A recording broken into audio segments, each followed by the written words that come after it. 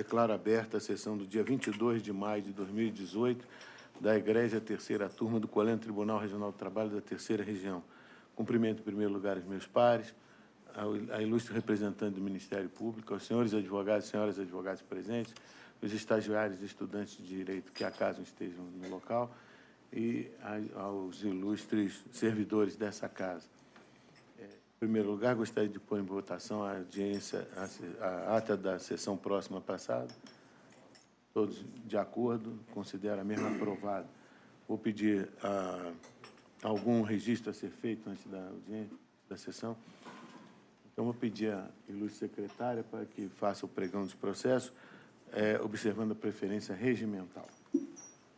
Nós vamos começar com uma preferência regimental na sala de 14h, do desembargador Luiz Ronan Neves Cury, uma sustentação oral à distância do foro de Divinópolis, no número 3 da pauta do Dr. Luiz Ronan, processo 00164, dígito 33, 2018. Recorrente, Alessandra Aparecida Silva. Recorrido, Mitra Diocesana de Divinópolis. Com sustentação oral à distância do foro de Divinópolis, do advogado Eduardo Augusto Silva Teixeira, pela reclamante recorrente Alessandra Aparecida Silva.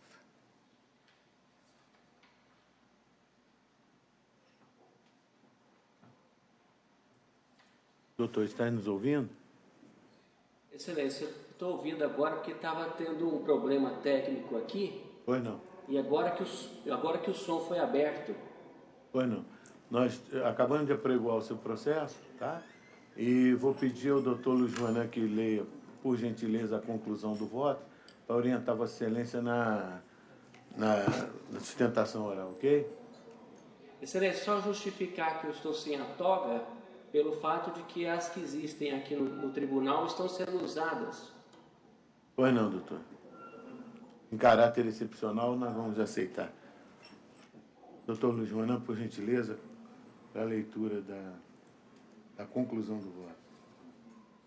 Gente, eu estou conhecendo do recurso ordinário interposto pela reclamante, porque presentes os pressupostos de admissibilidade. No mérito, eu nego-lhe provimento. Doutor, com a palavra. Ilustre relator Luiz Ronan, o qual eu cumprimento os demais membros da turma recursal. Com todo respeito à decisão de Vossa Excelência, eu vou insistir na argumentação de que há sim motivos de procedência do presente recurso, porque a R-sentença foi julgada improcedente com o fundamento de que não ficou demonstrado os requisitos legais do artigo 461 da CLT. Explicando, a recorrente recorre à Justiça para ter equiparado a sua função ao paradigma e requer o pagamento das diferenças salariais. E o que ficou verificado na R-sentença é que o juízo magistrado, a corte, levou em conta o tempo de um suposto trabalho informal e por isso julgou improcedente. E nós entendemos que o legislador não levou em conta tempo informal, e sim tempo de prestação de serviço formalizado, sob pena de estimular e instigar o trabalho informal para a questão de paradigmas. Nós temos aqui, das mais variadas provas nos autos, que somente há uma diferença do trabalho de um para o outro de 2 meses. E esse todo tempo que a reclamada tentou demonstrar é um trabalho informal. Citou-se, inclusive, que seria até um trabalho voluntariado, mas também sequer juntou um contrato de prestação de serviço de voluntário, por exemplo. Então, entendemos que há sim os requisitos legais de se configurar a tese da autora. Inclusive, a mesma testemunha que foi usada pelo magistrado, ela disse, inclusive, da questão das atribuições, que são as mesmas. Abre aspas. A reclamante atuava apenas como telefonista e recepcionista, abrindo pela manhã o setor, e o paradigma fechava o setor, atuando, além de recepcionista e telefonista, como responsável por parte do material da Mitra, com distribuição de folheto. Ora, não se pode levar em conta a distribuição de folheto como uma diferenciação de atribuição, até porque o próprio depoimento diz o seguinte: na ausência do paradigma, os folhetos poderiam ser distribuídos por qualquer um, inclusive pela própria reclamante.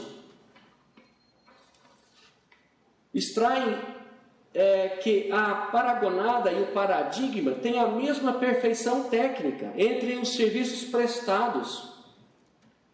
Não é uma entrega de folhetos, portanto, que se pode diferenciar essa perfeição técnica. A perfeição técnica está igualitária. E mais, a prova dos autos fala, inclusive, que a paragonada prestava até um serviço maior do que o próprio paradigma e tinha um salário bem menor do que o próprio paradigma. Abre aspas. A reclamante e o paradigma eram subordinados a Terezinha, auxiliar administrativo. Reclamante e paradigma revezavam na tarefa de recepcionista. O paradigma não cumpria tarefas que demandavam o computador, mas sim a reclamante. Então, a testemunha também confirmou que a testemunha da reclamante, que ambos faziam as mesmas atribuições. Abre aspas.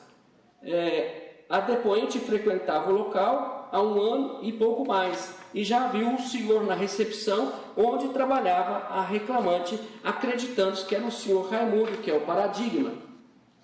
Então, ilustres julgadores, ambos os trabalhadores tinham a mesma produtividade, a perfeição técnica do trabalho, a diferença de tempo de serviço inferior a 2 anos, em forma do paradigma. O paradigma foi contratado em 25 de maio de 2015, a recorrente 1 de julho de 2015, 2 meses após o paradigma. Então, não há existência de quadro de carreira na reclamada. Portanto, não se pode levar em conta esse tempo informal. Portanto, rogo a vossas excelências a reforma da sentença, porque foi demonstrado sim os requisitos legais do artigo 461. Levando em conta também, nós chamamos a atenção no recurso, a questão da litigância de má-fé por parte da reclamada. Nós elencamos aqui no recurso que ela forjou provas, maquiou provas, inclusive documentais, que ao longo do depoimento do preposto foram todos desconfigurados. E atualmente, como se observa, a busca voraz de situações que se conclua por litigância de má-fé por parte de trabalhadores para justificar a reforma trabalhista, não se pode fechar os olhos também pelo ato de litigância de má-fé da reclamada, em caso, para demonstrar que o peso do martelo é para ambos, seja para o trabalhador, seja para o patrão, que busca enganar, ludibriar e falsear dentro de um processo. Portanto, ao finalizar, rogo a vossas excelências a reforma, no caso, o julgamento, que seja provido o recurso ordinário para pagamento das diferenças salariais, indenização por dano material, bem como também seja condenada a reclamada por litigância de má-fé e invertido o ônus de sucumbência. Obrigado. Pois não, doutor Luiz Manuel, com a palavra. Bom, senhor presidente, aqui a questão é só um tema versando sobre a equiparação salarial e a questão toda diz respeito à análise da prova. Eu costumo dizer que o princípio da primazia da realidade é via de mão dupla. Tanto serve para o empregado quanto serve para o empregador. O reclamante juntou documentos, mas a prova oral produzida, ela desfavorece o pedido da reclamante. Além de ficar evidenciado que o paradigma prestava serviços há mais tempo do que a reclamante, pelo menos há 22 anos para a reclamada, também ficou evidenciado que o exercício que ele efetuava funções mais amplas. Ele tinha atribuições que eram atribuições que não eram exercitadas ou exercidas pela reclamante. Aqui, sem nenhuma preocupação com a reforma, o caso está sendo decidido ainda sob a égide da legislação, do próprio sistema anterior à reforma, então não tem nada a ver com a reforma, a análise está sendo feita independente de qualquer alteração legislativa, mas, sobretudo, considerando a prova produzida. E a prova produzida em que pesa a documentação juntada, em termos de prova oral, prova testemunhal, e aí a primazia da realidade ela é soberana, ela, então, chega-se à conclusão de que não são devidos, que não há equiparação salarial e, por consequência, não são devidas as diferenças. Então, essa é a minha proposta de voto, senhor presidente. Pois não, eu sou o segundo votante, estou inteiramente de acordo. Doutor Manuel Barbosa, como vota? De acordo, a testemunha da reclamante pouco esclareceu sobre a situação de fato e, com razão, o juiz atribui maior credibilidade à testemunha da reclamada, nesse caso, que trabalha lá há vários anos. Dessa forma, então, fica julgado o processo por unanimidade, de acordo com o voto de Sua Excelência, o eminente desembargador relator. Muito obrigado, doutor. Uma boa tarde. Nossas recomendações aos advogados jurisdicionados de Divinópolis. Agradeço. Boa tarde. Agora nós vamos aguardar um sinal ainda do foro de Uberlândia. Então, para antecipar, nós vamos chamar agora uma preferência regimental do advogado de Campinas, da sala do Dr. Manuel Barbosa, às 14h03. É o número 1 da pauta, é o processo 0000848 de 58/2014, tendo como agravantes Marcelo Prandini Faria, Mecalux do Brasil, Sistemas de Armazenagem Limitada, agravados os mesmos. Escrito para sustentação oral, o advogado Maurício César Mancia Garcia, pela agravante executada Mecalux do Brasil, Sistemas de Armazenagem Limitada. Boa tarde, doutor. Boa tarde. Excelência de Campinas, talvez não conheça aqui a nossa prática de rotina. Nós damos a palavra primeiro ao desembargador relator para a leitura da conclusão do voto e orientar Vossa Excelência, então, na sustentação oral pelo prazo regimental. Okay. Doutor Manuel Barbosa, por favor, com a palavra. Senhor presidente, eu conheço dos agravos interpostos no mérito, nego o provimento ao apelo do executado e dou o parcial provimento ao apelo do exequente para determinar a atualização da dívida pelo IPCA a partir de 25 de março de 2015. Custos pela executada, importe de R$ 44,26. Pois não, doutor, com a palavra. Primeiramente, eu gostaria de cumprimentar a quinta turma deste egrégio tribunal, composta pelos desembargadores Oswaldo Tadeu Barbosa Guedes, Manuel Barbosa da Silva, Júlio Bernardo do Carmo e Luiz Onan Neves Cury. Trata-se de um processo físico que migrou para o processo digital. E nessa migração não foi observado o pedido expresso que consta na contestação para a intimação dos atos processuais em nome do advogado Guilherme Nader. Advogado que, desde o início do processo, praticou e participou de todos os atos processuais e que, até então, recebia corretamente as intimações do processo. Justamente na fase de apresentação de cálculos e impugnação, o advogado deixou de ser intimado. Nota-se que o cadastro do advogado que for intimado pelo processo eletrônico fora realizado pela Secretaria da Vara. Veja eméritos julgadores, que não se trata de desídia do procurador, mas sim de uma inovação no ato de intimação, que impediu a parte de exercer sua defesa no momento processual oportuno. O artigo 272, parágrafo 5º do Código de Processo Civil, estabelece de forma clara que, constando nos autos pedido expresso para que as comunicações dos atos processuais sejam feitas em nome dos advogados indicados, o seu desatendimento implicará em nulidade. Vejam, excelências, que é o caso em questão, né? Haviam 2 advogados expressamente para que tomassem, que as comunicações dos atos processuais fossem feitas. E depois da digitalização, somente um advogado passou a receber, justamente o advogado que não praticou e não participou dos atos processuais no processo. E essa mesma base de argumentação foi pleiteado a devolução do prazo no juízo ACO. Ele indeferiu essa devolução de prazo. A reclamada, então, entrou com o MS e o relator entendeu que haveria os meios próprios recursais para serem pleiteados essa argumentação. Então, essa discussão foi levada a embargos à execução, que seria o meio próprio para se demonstrar o excesso de execução e até mesmo a incerteza quanto ao título. Ressalta-se que a reclamada garantiu o juízo por meio de depósito e já liberou o valor incontroverso. Nos embargos apresentados, a reclamada comprova erros no cálculo do reclamante que não se atém ao limite do acórdão proferido por esta colenda turma. Contudo, o juízo de primeiro grau novamente fere as normas processuais ao garantir certeza de cálculos que não obedecem à coisa julgada.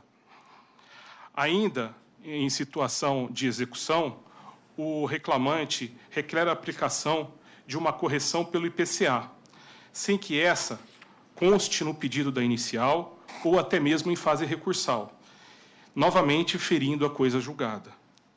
Diante do exposto, requer o pedido de nulidade da intimação em fase de apresentação de cálculos, para que se restabeleça a oportunidade da reclamada de impugnar os cálculos apresentados pelo reclamante. E mesmo que se entenda pela preclusão do ato de impugnação de cálculos, requer que os cálculos apresentados pelo reclamante obedeçam o limite do acórdão proferido por essa egrégia turma. Caso contrário, está se ferindo a coisa julgada. Eu agradeço. Doutor Manuel Barbosa, com a palavra.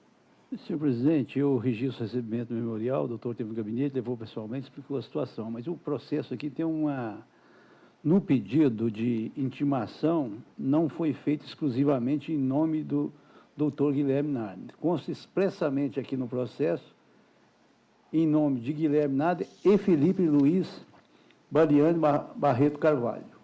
Então, existe uma conjunção aditiva. Como só publica em nome de um no Diário Oficial, eu entendi que qualquer um dos dois seria válido, não havia exclusividade. Então, pedi o nome dos dois. Estou mantendo a minha proposta de voto. Afastando a nulidade e negando provimento. Bueno, doutor Júlio Bernardo.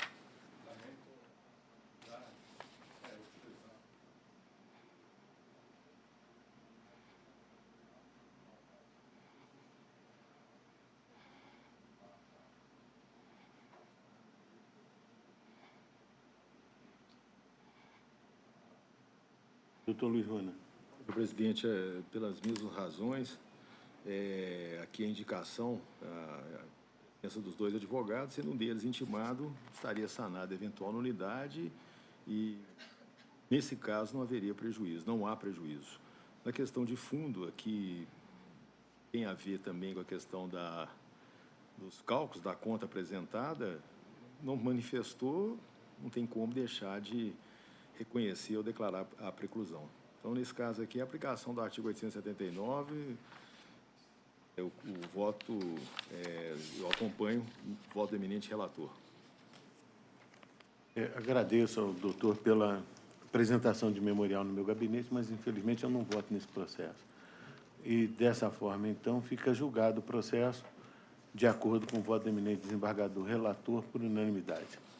Muito obrigado, doutor. Boa tarde, bom retorno. Obrigado. Como nós estamos ainda aguardando o foro de Uberlândia, porque está tendo uma sustentação oral no 8º andar, nós vamos, então, para os autos físicos. Na sala de autos físicos, nós vamos começar com a primeira sustentação oral, que é do processo 1679-2015-054. Relator, desembargador Manuel Barbosa. Revisor, desembargador Júlio Bernardo do Carmo. Terceiro votante, desembargador Luiz Ronan Neves Cury. Recorrentes, Gerdau Asfomenas S.A., João Luiz Campos. Recorridos os mesmos. Inscrita para sustentação oral, a advogada Clara Pires Mendes, pela Gerdau Asfomenas S.A. É o número 7 da pauta de autos físicos. Boa tarde, doutora. Boa tarde, excelência. Doutor Manuel Barbosa, por gentileza, com a palavra para a leitura e conclusão do voto. Senhor presidente, eu conheço de ambos os recursos e, no mérito, dou-lhe provimento, parcial provimento. Recurso da reclamada provejo, em parte, para que, em relação às 7ª e 8ª horas trabalhadas, em regime de turno ininterrupto de revezamento, seja pago somente o adicional, reduzida a indenização por dano moral para R$10.000, dilatar o prazo da entrega do novo PPP, com registro de salubridade para 10 dias da intimação para tal fim, excluída da condenação e integração do intervalo interjornadas ao salário do reclamante, computando-se como hora extra os intervalos interjornadas não usufruídos a se apurar conforme o registro de ponto com os mesmos parâmetros traçados inicial, excluir da condenação os 10 minutos diários a título de hora intino relativo ao percurso interno e excluir da condenação a multa prevista no parágrafo 8º do artigo 477 da CLT. Ao recurso do reclamante, provejo, em parte, para declarar a invalidade das normas coletivas acostada ao feito e acrescentar a condenação o pagamento das horas excedentes à cesta diária com aplicação divisor 180, mantidos os demais parâmetros de liquidação conforme sentença determinar a expedição.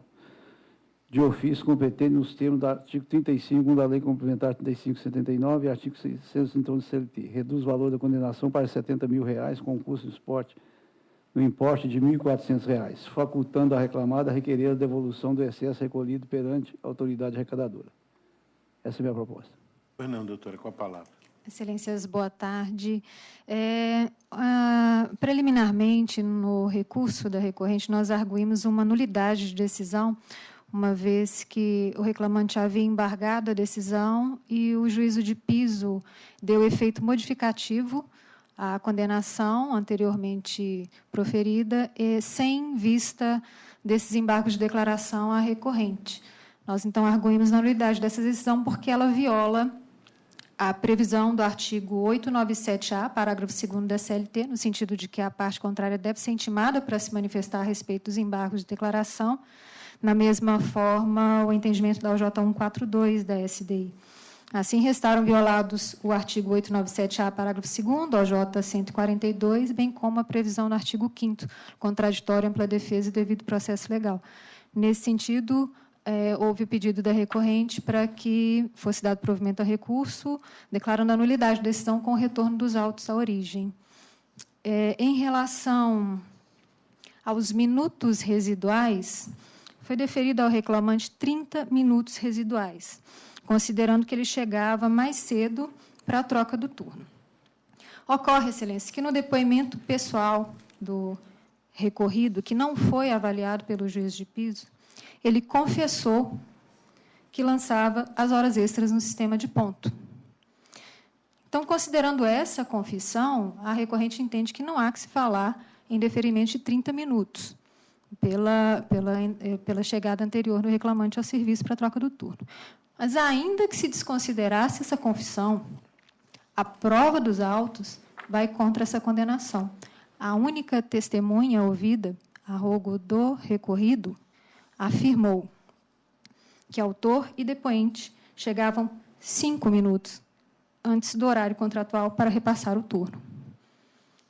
Portanto, excelência, considerando a prova que foi produzida nos autos, essa condenação em 30 minutos viola o que foi produzido, a prova produzida, pelo que requer recorrente provimento do recurso para que seja excluída da condenação esses 30 minutos extras deferidos.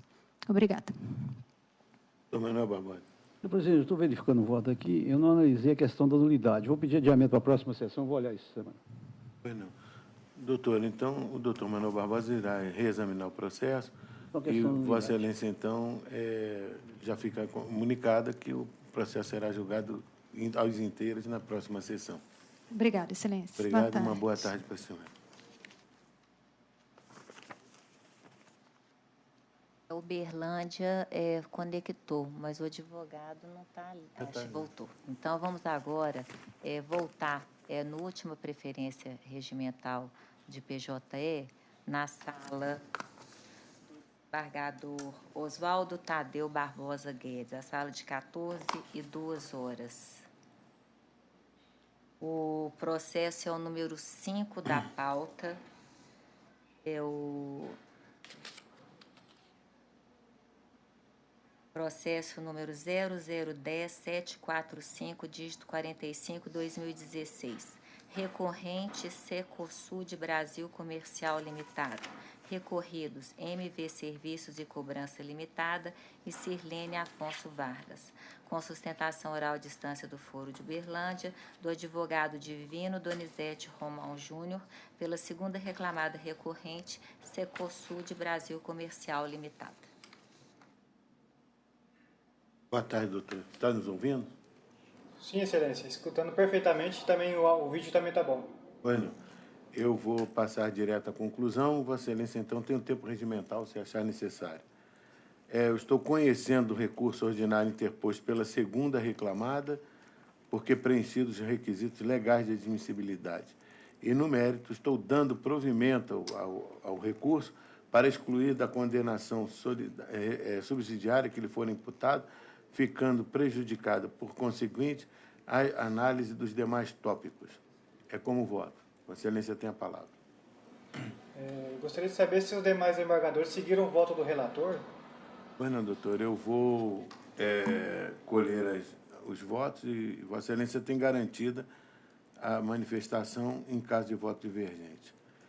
Doutor Manuel Barbosa, como vota? Um minutinho aqui.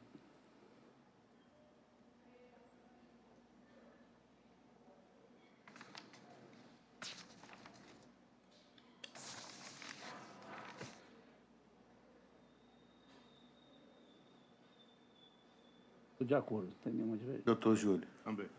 Dessa forma, então, fica julgado o processo por unanimidade, de acordo com o voto do relator. Obrigado, doutor. Uma boa tarde. Recomendações aos advogados e jurisdicionados de Uberlândia. Muito obrigado, Excelência. Boa tarde a todos. Obrigado. Boa tarde. Agora nós retornaremos aos autos físicos com o processo de número 1 da pauta, que é o AP 222-2007-030, como relator o desembargador Luiz Ronan Neves Cury, como revisor o desembargador Oswaldo Tadeu Barbosa Guedes, como terceiro votante o desembargador Manuel Barbosa da Silva. Agravante Eduardo Augusto Ferreira, agravado Exidral Equipamentos Óleo Hidráulicos Limitada e outras, Zaqueu Domingos de Abreu. Inscrito para sustentação oral, o advogado Caio Andrade Alcântara, pelo primeiro agravante, Eduardo Augusto Ferreira. Doutor Luiz Ronan, por gentileza, com a palavra para a leitura da conclusão do voto. Presidente, eu estou conhecendo do agravo de petição, no mérito dando-lhe provimento parcial para manter a indisponibilidade lançada no registro do imóvel de matrícula número 8.170 e 13.438 e determinar a penhora dos direitos que o executado detém sob o contrato de alienação fiduciária do imóvel, ressalvando-se o valor devido em razão da alienação fiduciária ao Banco Bradesco S.A., custas de R$ 44,26 pela agravada. Pois não, doutor, com a palavra. Boa tarde, excelentíssimo senhor presidente, ilustres representantes do Ministério Público e demais desembargadores. Se não houver divergência, eu abro mão da manifestação. Pois não. Vossa Excelência fica reservado, então, o direito de se manifestar caso haja divergência. Eu sou o segundo votante, de minha parte não tem nenhuma divergência. Doutor Manuel Barbosa, como vota? De acordo com o relator. Dessa forma, então, fica julgado o processo por unanimidade, de acordo com o voto do eminente desembargador relator. Boa tarde. Obrigado, doutor. Boa tarde. Agora nós vamos para o número 9 da pauta, que é um AP 01603-2005-002. Relator, desembargador Manuel Barbosa, revisor, desembargador Oswaldo Tadeu, terceiro votante, desembargador Júlio Bernardo do Carmo. Agravante, Antônio de Pádua dos Reis Júnior, agravado Itaú Unibanco S.A. Inscrito para sustentação oral, o advogado Davidson Malaco Ferreira, pelo Unibanco, Itaú Unibanco S.A., que se encontra ausente. Não vejo nenhum registro de divergência, então, portanto, considero o processo julgado de acordo com o voto do eminente desembargador relator. Agora nós vamos para o número 10 da pauta, que contém uma única divergência. O número 10 é do desembargador relator Manuel Barbosa da Silva. O número é 505-2004-023, um AP. Agravante, Leandro Guimarães Oliveira, agravado Pax de Minas Gerais, Elizabeth da Luz de Jesus e Ayrton Neves da Silva. Existe uma divergência lançada pelo doutor Luiz Ronan, que se trata da prescrição intercorrente. Isso. Então, portanto, eu consulto o doutor Júlio Bernardo, que compõe... Estou observando aqui que houve uma instrução normativa recentíssima do TST, e ela interpreta, né, a lei da reforma. E um dos dispositivos constantes desta instrução é exatamente sobre a prescrição intercorrente, onde deixa claro que o prazo prescritivo intercorrente ele só passa a fluir a partir da vigência da nova lei, sendo inaproveitáveis prazos pretéritos. Então, eu estou com a divergência da tabela. Esse que não é o da pauta? É o número 10. 10 da pauta física. Da pauta física.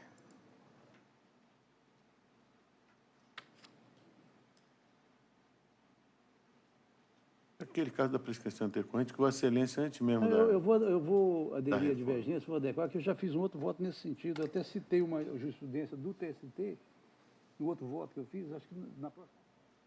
Pois não. Aquela questão quando foi dada a prescrição do trabalhador rural. O voto seguinte já está jogando para contar a partir da nova lei os 5 anos. Doutor Manuel vai ficar... instrução agora do TST, que é recente. Pois não. Vai ficar unanimidade, doutor Manuel? Unanimidade. Aí, deixa eu só perguntar uma coisa para o senhor. Vai ter custas? Fábio, de novo, volta aqui, doutor. Né?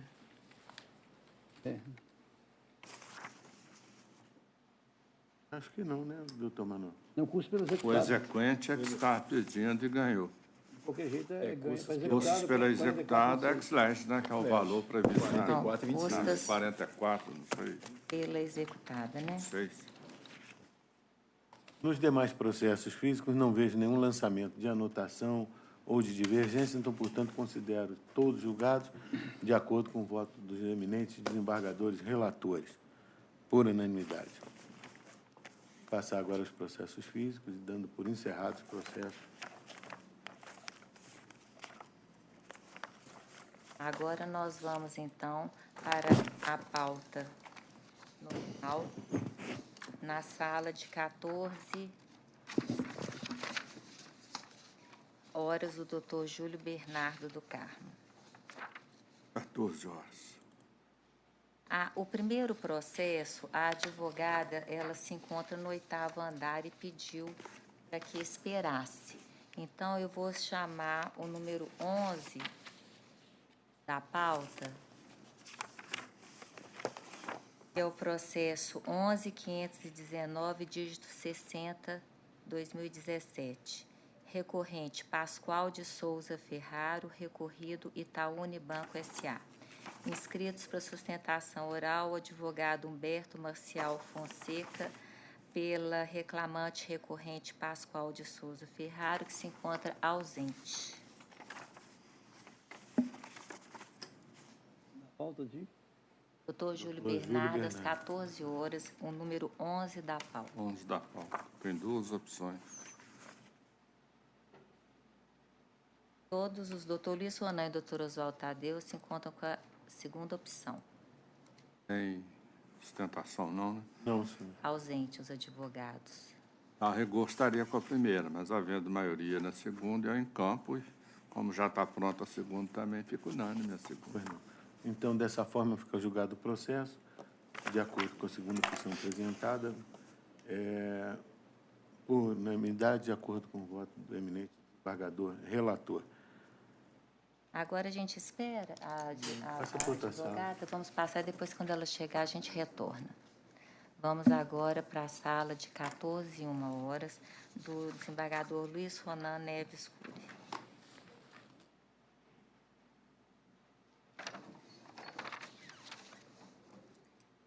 Nós iniciaremos com o processo número 30 da pauta, 12.489/48/2015. É o número 30, perdão.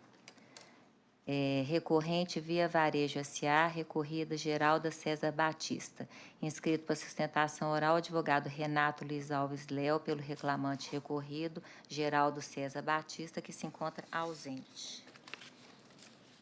Não vejo nenhum lançamento de divergência, então, portanto, considero o processo julgado por unanimidade, de acordo com o voto do eminente desembargador relator.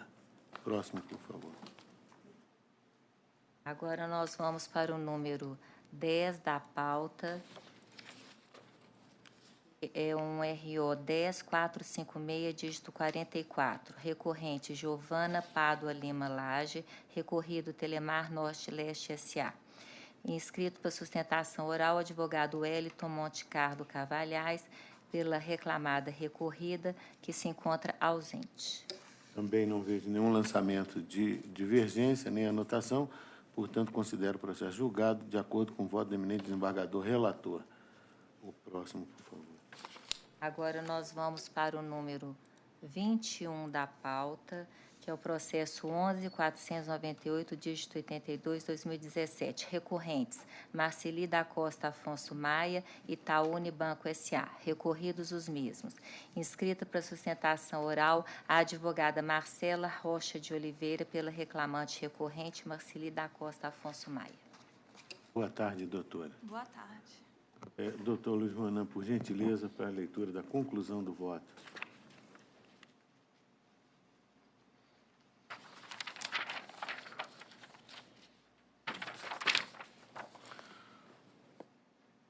Conheço os recursos interpostos pelas partes e, no mérito do provimento parcial, o recurso do reclamado para excluir da condenação o pagamento de honorários advocatícios e provimento parcial recurso da reclamante para deferir as repercussões da premiação por resultados nos repousos semanais remunerados, horas extras, 10º salários, férias acrescidas de 1/3 e fundo de garantia, e determinar que as parcelas sejam atualizadas pelo Índice de Preço ao Consumidor Amplo Especial, IPCAE, a partir de 25/3/2015.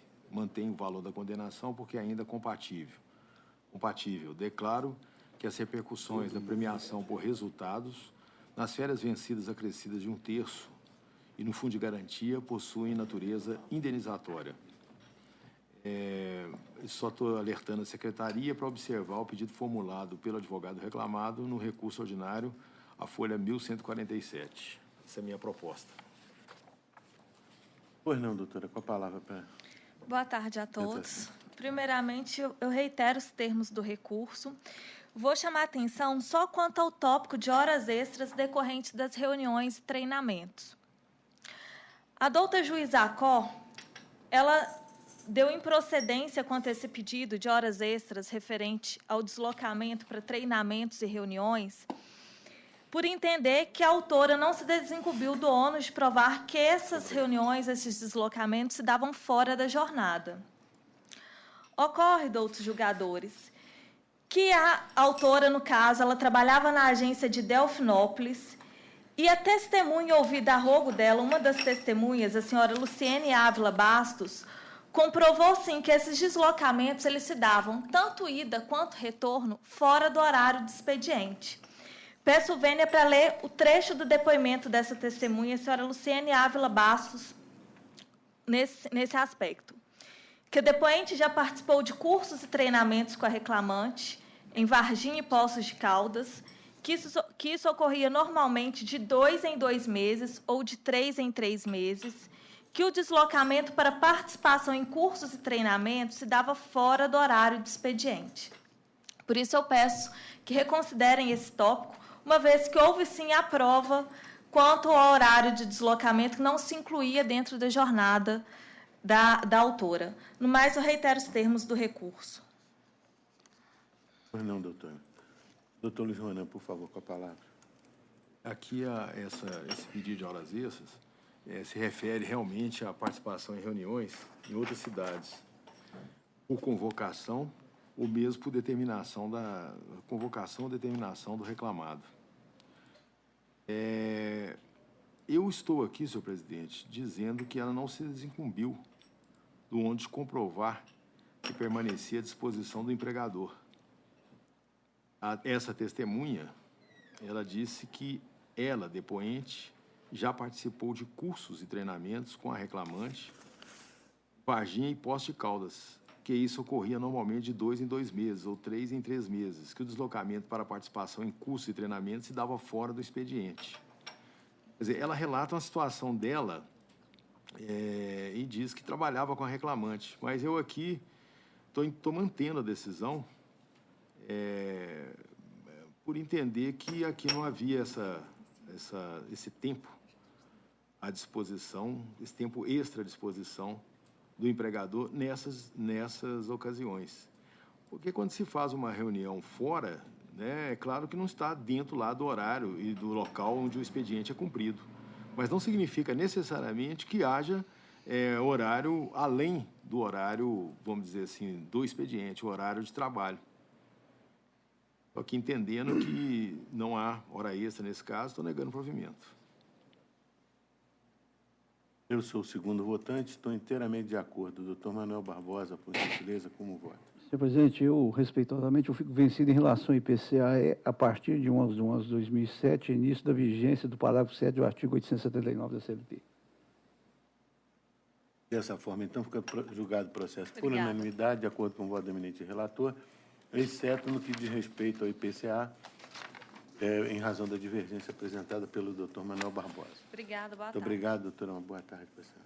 Agora nós vamos para a sala de 14.3, que é do doutor Manuel Barbosa.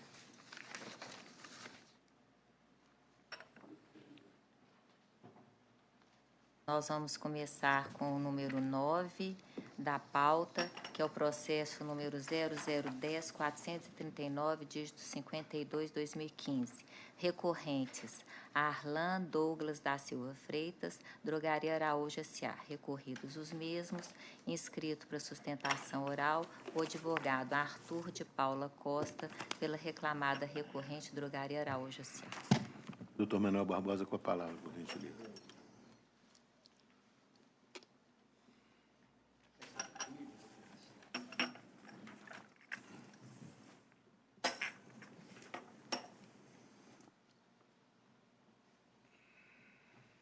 Senhor presidente, na minha proposta de voto, eu conheço do recurso e no mérito nego-lhe provimento.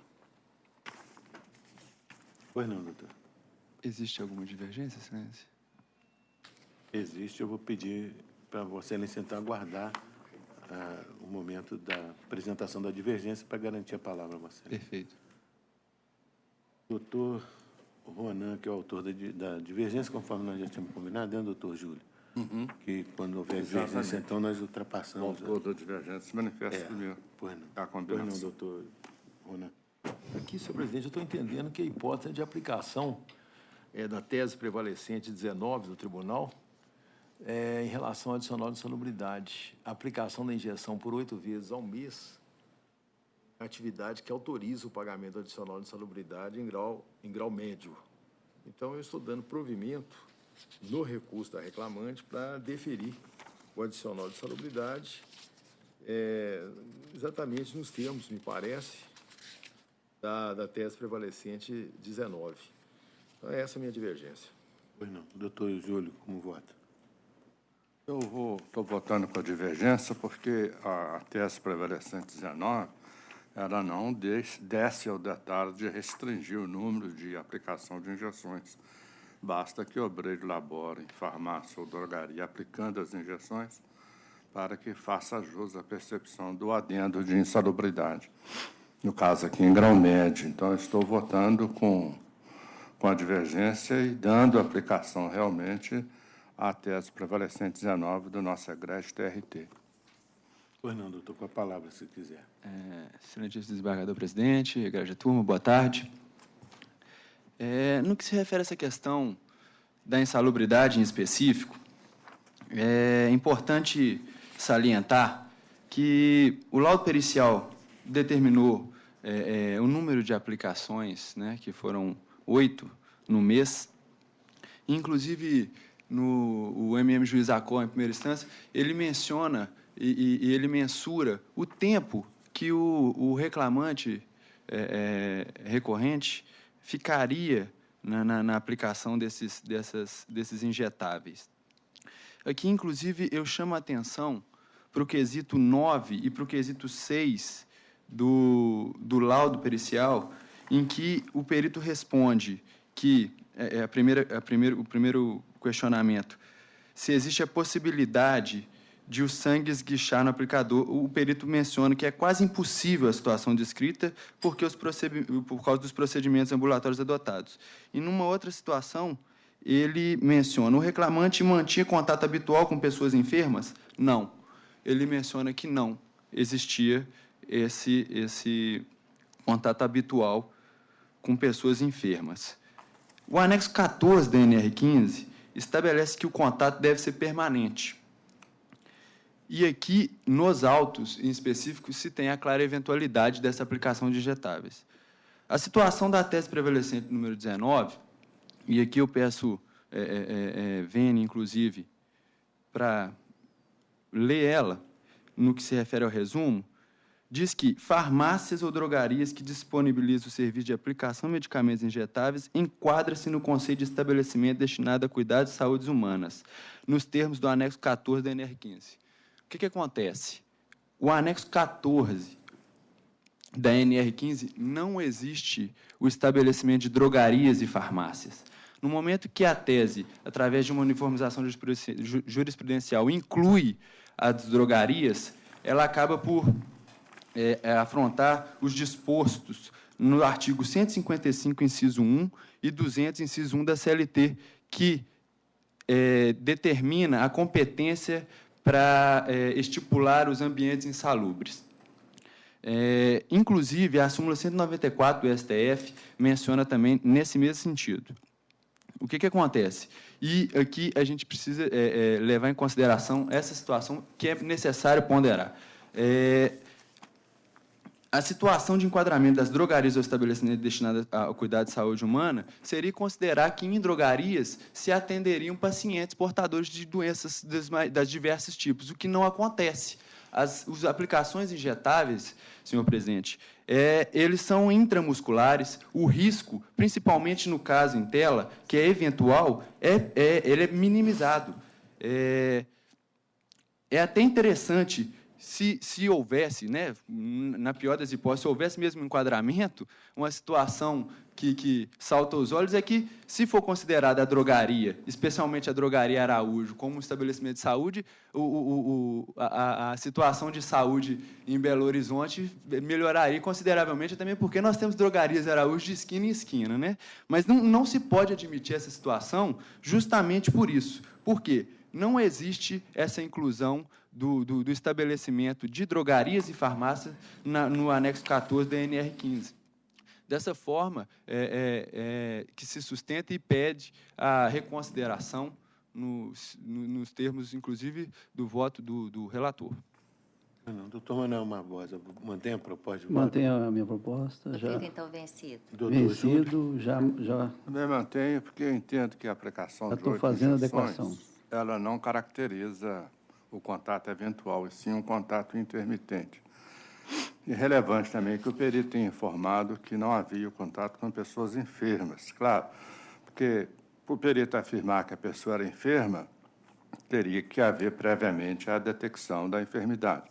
Mas pode ser que o contato seja com enfermidade ainda não detectada. E com relação ao fato de não aludir à norma regulamentar a drogaria ou farmácia, também é irrelevante. Importa é o local onde o contato com pacientes portadores de doenças infecto-contagiosas pode ocorrer. Pode ser qualquer recinto, dependendo das circunstâncias. Então, a data vênia, eu estou continuo acompanhando a divergência. E eu só queria complementar, o desembargador Júlio já falou tudo que eu queria falar, mas pode ser qualquer recinto, pode ser qualquer pessoa. O perito vai garantir que, em nenhum caso vai acontecer. Isso é mais ou menos fazendo um mutatis mutandis com a periculosidade. Dependendo da situação, 1 segundo já é suficiente para ter efeito a periculosidade. Aqui é a mesma coisa. Tem agentes insalubres que não, ruído, etc. É uma coisa que vai aos poucos, vai minando a saúde, a resistência. Mas aqui não, aqui é injetável. Então, qualquer recinto, qualquer pessoa, em qualquer situação, pode acarretar aí essa situação para o empregado. Então, eu mantenho a minha divergência. Pois não. Dessa maneira, então, por maioria dos votos, estamos dando provimento parcial ao recurso do reclamante para deferir-lhe o adicional de insalubridade. Muito obrigado. Almeida, espera que saiu aqui. Bem. Vencido o desembargador Manuel Barbosa, nesse aspecto. Então, dessa forma, fica julgado o processo. Vencido o desembargador relator nesse tópico. Muito obrigado, doutor. Uma boa tarde. Muito obrigado, excelência. Boa tarde. Nós vamos para o número 29 da pauta, que é o processo número 0011-748-76-2017. Recorrentes, Thaísa da Cunha Nascimento, Rede Morar Limitada. Recorridos os mesmos, e Mênfis, Assessoria e Empreendimentos Imobiliários Limitada, Aldane José Ribeiro Teixeira Júnior, MCJ Consultoria Imobiliária Eireli. Inscrito para sustentação oral, o advogado Marcos Rezende Lessa, pela terceira reclamada, Rede Morar Limitada, hora recorrente. O Barbosa, por gentileza. Esse coluna da pauta não abriu aqui ainda? 29. Está fazendo uma falha aqui. Agora.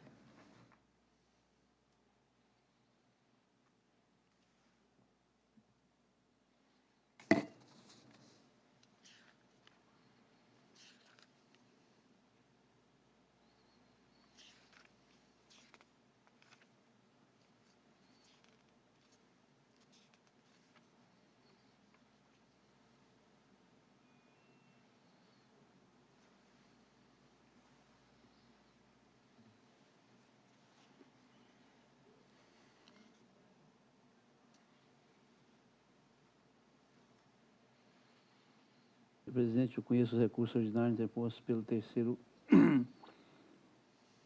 réu, que atendido os pressupostos de admissibilidade. No mérito, nega o provimento ao apelo do terceiro réu, adotando as razões decididas da sentença recorrida, conforme o artigo 895, parágrafo 1º, inciso 4º da CLT. E provimento parcial ao apelo da autora para reduzir o pagamento dos honorários advocatícios comerciais em favor dos respectivos advogados ao percentual de 5%. A incidir sobre o valor integral dos pedidos indeferidos, conforme apurar pelos valores de cadencial devidamente autorizados. Quanto ao mais, nego provimento ao recurso, adotando as razões de decidir da decisão recorrida. Pois não, doutor, com a palavra. Boa tarde a todos. Queria apenas ressaltar aqui com relação à responsabilidade solidária atribuída entre a terceira reclamada da Rede Morar e a empresa Mênfis. Não existe comprovação no processo da existência de grupo econômico, que foi o fundamento para a aplicação da responsabilidade solidária. O que existe entre a primeira reclamada Mênfis e a Rede Morar na verdade, um contrato, uma relação comercial de um contrato de uso de marca, que não pode ser confundido com a existência de grupo econômico. O juízo fundamentou a decisão alegando ter parentesco entre os sócios da empresa. O simples parentesco também não pode configurar o grupo econômico, até mesmo com a reforma veio referendar isso no tal situação.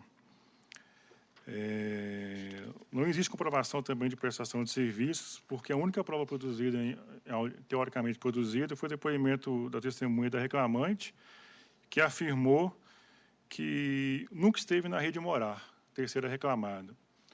Ora, se ela nunca nem esteve na empresa que ela alega que a reclamante prestou serviços, como é que pode ser configurada a prova de que existiu prestação de serviço?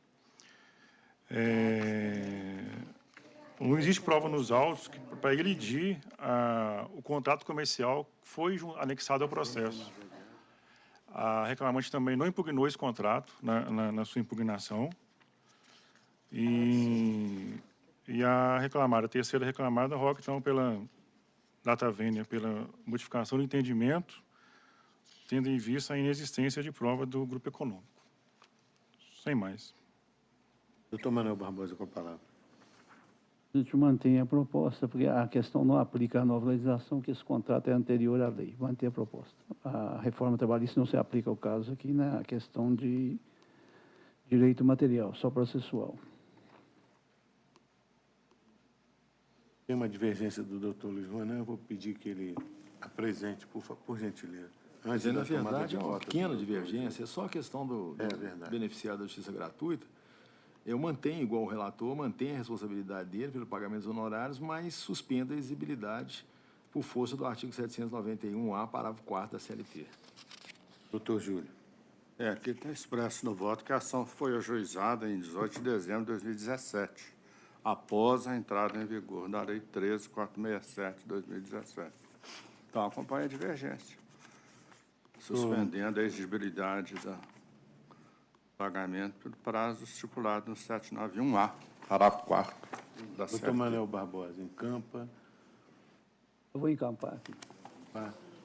Então, por unanimidade, né?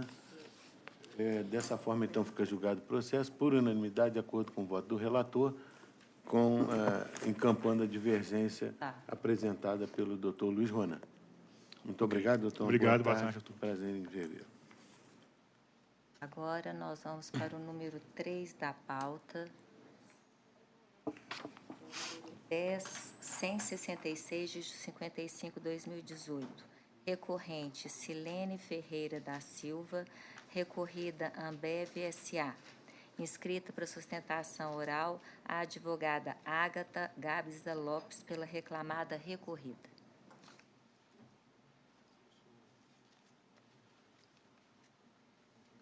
Doutor Manuel Barbosa, por gentileza, para a leitura da conclusão do voto.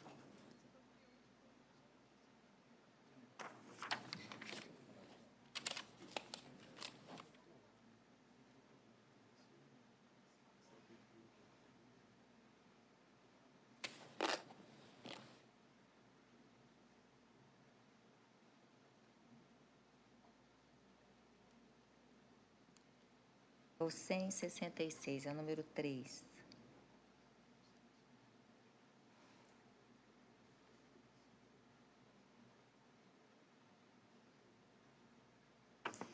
Presidente, eu estou conhecendo recurso no mérito de dano de provimento parcial para reduzir os honorários comerciais para 5% do valor atualizado da causa. Pois não, doutora, com a palavra. Excelência, eu gostaria de aguardar uma possível divergência. Doutor Luiz Ronan apresenta a mesma divergência mesmo do processo passado. Está encampado, então, para reduzir os honorários sucumbenciais, no montante de 5% do valor atualizado, guardando a exigibilidade para o momento posterior. Doutor Apenas observo que no voto do relator, ele simplesmente faz a condenação, mas ele não entra no mérito da existência ou não da alegada insuficiência de recurso econômico, que acabou sendo abordada na divergência. Como o relator está encampando, eu sugeriria que houvesse um pronunciamento sobre esse mérito, dizendo, por exemplo, como afirma o ilustre desembargador da divergência, que existe, sim, a precariedade da situação econômica, ou que ela está desempregada, ou que o salário dela é inferior ao piso estabelecido na lei, etc. Para ficar mais doutor claro. Manuel Barbosa, encampa. Dessa forma, então, fica julgado o processo por unanimidade, de acordo com o voto do eminente desembargador relator. Eu agradeço. Boa tarde. Boa tarde, professor. Doutor Manel, você vai fazer alguma alteração aí agora? Daqui a pouco. Agora não dá tempo. Não, mas assim, o senhor quer que deixe observação para o senhor no gabinete? Nós voltamos agora à sala do doutor Luiz Ronan. Nós vamos para a sala do doutor Júlio Bernardo. Doutor Júlio? É, porque a advogada Estava chegou. já do número 1, né? É. Nós vamos voltar à sala. Doutora Estava aguardando a advogada. já retornou? O processo é o número... É o número 1 da pauta, 10006, dígito 11, 2018. Recorrente, Fundação de Ensino e Tecnologia de Alfenas, recorrida Marina Ariente Angelotti. Inscrita para sustentação oral, a advogada Cristiana Moreira Martins de Almeida, pela reclamada recorrente Fundação de Ensino e Tecnologia. Doutor Júlio, por gentileza. Excelência, estou conhecendo o recurso ordinário interposto pela reclamada, excetuados os documentos coligidos ao apelo, e estou conhecendo também das contras-razões.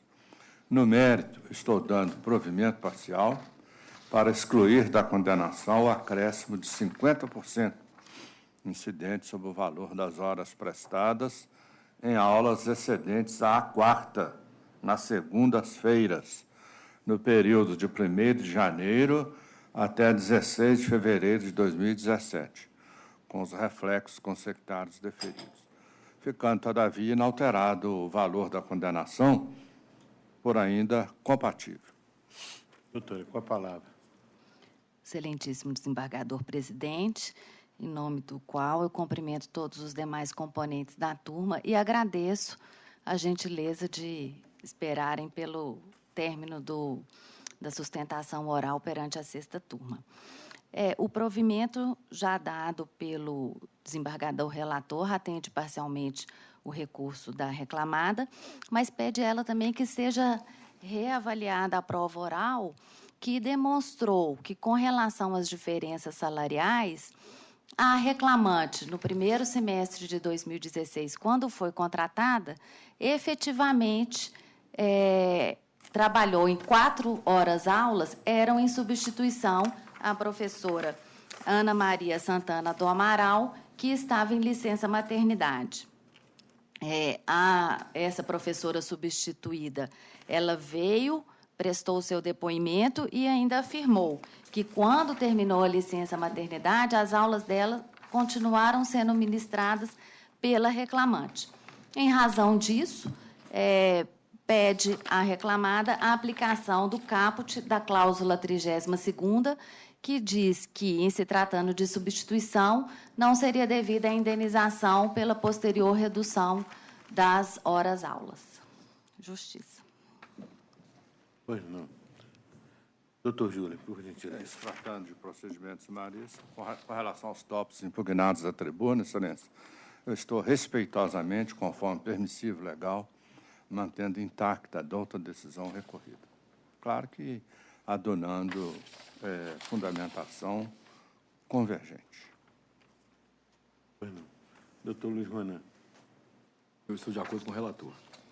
Eu sou o terceiro votante, estou também inteiramente de acordo, e dessa maneira, então, fica julgado o processo, por unanimidade, de acordo com o voto do eminente desembargador relator. Muito obrigada. Muito obrigado, doutora. Boa tarde. Boa tarde. E não é gentileza nenhuma, é um dever nosso atender os advogados na medida do possível. Não são todos que pensam assim, não. Muito obrigado. Muito obrigada. Nossa turma pensa dessa forma. Que bom. Fala mesmo?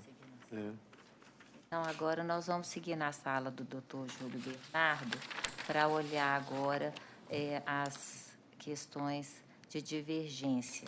Aí nós temos agora, no número 3, o doutor Júlio só fez realmente uma anotação pública falando que foi alterado o voto no campo de ementa. Então, o número 3 não tem nenhuma especialidade assim a ser discutida.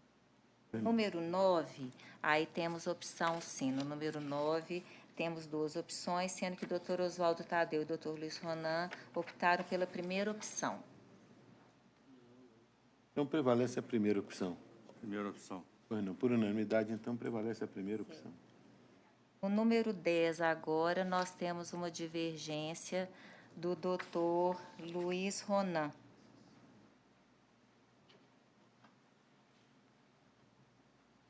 Eu estou acompanhando o relator. Então, vencido o doutor Luiz Ronan. Esse é aquele do nosso... Dá falta lá? Agora, Vou até no separar, interessante demais essa questão. número 13, nós temos uma divergência também do doutor Luiz Ronan, no número 13. Esses já são os destaques, né? Eu estou acompanhando o relator também, data vênia do voto do eminente desembargador Luiz Ronan. Nós temos agora, no 15, apenas uma anotação pública, que já foi um erro material, que já foi até corrigido. Então, podemos passar à frente. No número 17, é que eu não sei se o doutor Júlio Bernardo tomou ciência dessa observação sobre a questão da ementa que o doutor Oswaldo Tadeu fez. Eu tomei conhecimento, sim. Eu estou salientando aqui que há tópico expresso no recurso da autoria do sindicato recorrente, versando a obtenção dos benefícios da justiça gratuita. Então, eu estou mantendo o voto. Já não estou estendendo a ele esta concessão. Então, está ok, né, doutor Júlio? É só uma observação que o doutor Oswaldo Tadeu fez sobre a questão da Eu ementa. não teria abordado, mas no voto em tópicos específicos sobre isso. Retira, então. Está aqui, ó. Então, nós vamos... Da justiça gratuita, honorários advocatícios. Nós até decidimos no SDI que o sindicato não tem... Não tem. 19 agora. Agora, que ele demonstre. Isso é o 19, né? No 19, o doutor Luiz Ronan já se declara vencido. É aquelas questões do... Já falou que estava vencendo.